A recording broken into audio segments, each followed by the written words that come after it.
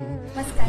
आज वर्तमानपत्र वाचत असताना एका बातमीने मन सुन्न झालं. 15 मार्च 2024 रोजी झालेला शिक्षक संच मान्यतेचा निर्णय हा ग्रामीण भागातील बऱ्याच शाळा धोक्यात आणणारा आहे.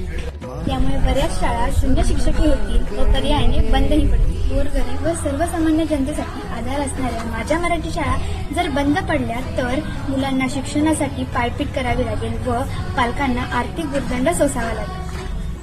ग्रामस्थांनी व संस्थाचालकांनी भरपूर मेहनतीने या शाळा समृद्ध केल्या. देश घडवणारे कित्येक इंजिनियर, डॉक्टर, अधिकारी तसेच आमदार, खासदार, मंत्री देखील याच शाळेत घडले आहेत आणि ते आपापल्या क्षेत्रात देशाचे नाव उज्ज्वल करीत आहेत. शासन म्हणजे मायबाप.